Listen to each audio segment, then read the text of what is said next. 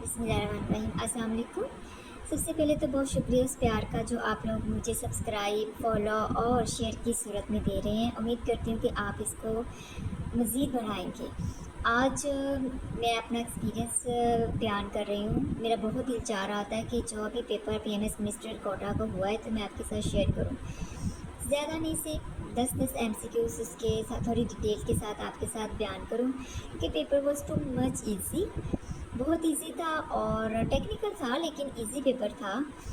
तो उम्मीद तो है कि इंशाल्लाह ताला कामयाब हो जाएंगे। आप भी दुआ कीजिएगा। तो बगैर टाइम ज़ाया किए शुरू करते हैं। सबसे पहले यहाँ पे मैंने क्वालिटी लिख दिया, बट यहाँ पर आई थिंक क्वेश्चन था आउटले ऑफ बजट, यानी कि पाकिस्तान का जो बजट था उसका तखमीना कितना था 24 और 25 का। तो वो था ऑप्शन में 18.877 ट्रिलियन। तो वैसे ये मुझे श्योर नहीं था, ये गैस ही लगाया था। तो बाद में ये श्योर था कि ये मतलब ठीक हो गया। नेक्स्ट क्वेश्चन जो एग्ज़ाम्स का मोस्ट हॉट फेवरेट है वो है पाकिस्तान ज्वाइन आईएमएफ जैसा कि आप सब जानते हैं, इंटरनेशनल मॉनेटरी फंड। ठीक है, जो पाकिस्तान को कर्जा देता है।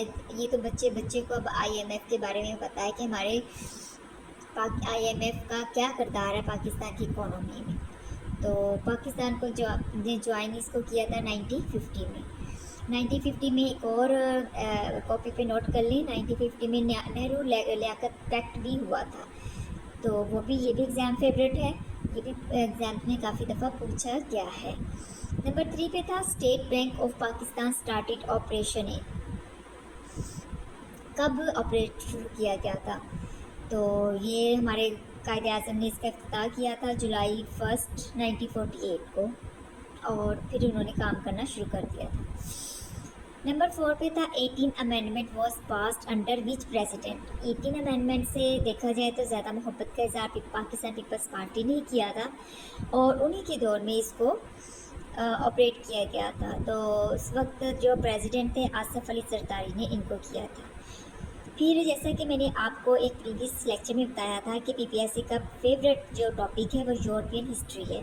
तो वो यूरोपियन हिस्ट्री हो, वो यूएसए से रिलेटेड हो, क्वेश्चन लाजमी 2 या 3 लाजमी वो पोर्शन आ जाता है। इसमें भी उन्होंने पूछा हुआ था क्वीन एलिजाबेथ के बारे में, वन के बारे में। ठीक है ना। सबसे पहले तो उन्होंने ये पूछा हुआ था ये कौन सी डायनेस्टी से, कौन से पीरियड से बिलोंग करती है। कौन, तो वो था टोडर डायनेस्टी, यानी कि उनके ही दौर की ये थी, इनकी बाकायदा चली आ रही थी सल्तनत। फिर था ये पैदा कब हुई है, तो यानी कि कौन से पीरियड में पैदा हुए। तो ये आई थिंक बल्कि श्योर है रिनाइसा पीरियड था। रिनाइसा पीरियड इंग्लिश लिटरेचर का एक ऐसा पीरियड है जिसको रीबर्थ कहते हैं। ठीक है ना। एक न्यू इनलाइटमेंट आई थी, न्यू रिफॉर्म्स आई थी, न्यू इकोनॉमिक प्रोग्रेस हुई थी। तो ये ऐसा पीरियड था जिसमें न्यू लिटरेरी टर्म्स आई थी। तो एक इंडस्ट्रियल जिसे हम दौर कह सकते हैं, विक्टोरियन एरा के से पहले का दौर है। तो उसमें ये रिनाइसा के पीरियड में क्वीन एलिजाबेथ से बिलोंग करती है वन। फिर नेक्स्ट क्वेश्चन देखते हैं। नेक्स्ट क्वेश्चन ये था अमानत अली खान। ये भी एग्जाम फेवरेट क्वेश्चन है। अमानत अली खान का घराना, वो पूछते हैं कि कौन से घराने से वो बिलोंग करते थे। तो ये पटियाला घराने से बिलोंग करते थे। फिर एक आया था, ये आया था carry the day. Carry the day आप जैसे जानते हैं कि दिन ले जाना, दिन को जीत लेना। कैरी तो उठाना होता है ना, यानी कि दिन को उठा के ले जाना। तो इसका मतलब होता है टू विन।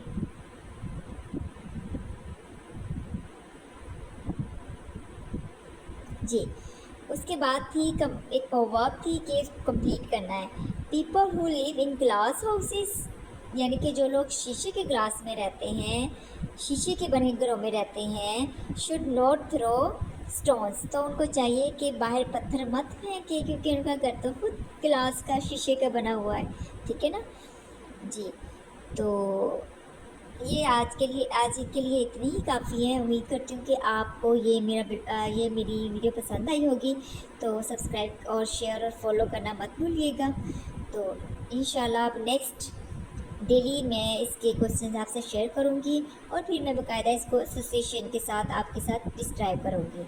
अब आपको श्योर इल्म हो जाना चाहिए कि जो पीपीएस एस्पायरेंट है कि यहाँ पे personalities current affairs, Pakistani history, European history, each and everything वो इंक्लूड करते हैं। और ये पेपर आप पैटर्न डिफ़िकल्ट नहीं रहा, मुझे सॉल्व करते हुए बहुत अच्छा लग रहा था, बहुत मज़ा आ रहा था।